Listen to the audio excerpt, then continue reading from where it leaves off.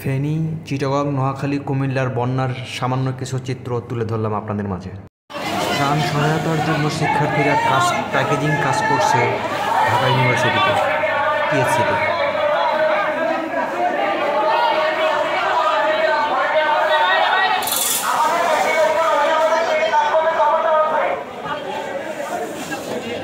জনসাধারণের দেয়া ত্রাণগুলো আলাদা আলাদা করছে শিক্ষার্থীরা টিএসসি মাঠে।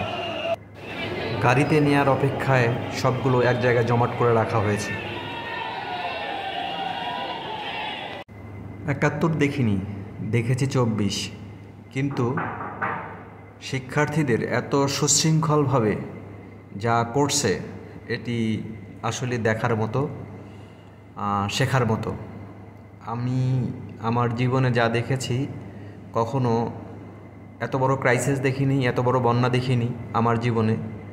তো এখন যেটা দেখতেছি, আর শিক্ষার্থীরা যেভাবে এটা মেনটেন করতেছে, এটা মানে আমি আমার জীবনে কখনো দেখিনি যে এত সুশৃঙ্খলভাবে এত হাজার হাজার লোকের ত্রাণ নিয়ে শিক্ষার্থীরা সুন্দরভাবে বন্টন করার জন্য একটা সিস্টেম চালু করেছে বা ওরা করতেছে, সুন্দরভাবে দিচ্ছে।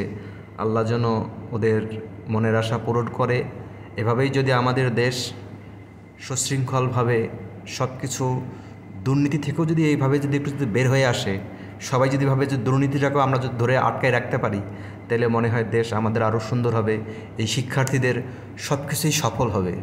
এটার সঙ্গে সঙ্গে আমি বলবো যে সবাই দুর্নীতির বিরুদ্ধেও আওয়াজ তুললে আমার মনে হয় যে এটাও খারাপ হবে না। কারণ এই শিক্ষার্থীরা যা করতেছে, যেভাবে জনসাধারণ আগে আসতেছে, এভাবেই আমাদের দুর্নীতির বিরুদ্ধেও আগায় আসতে হবে সবাইকে।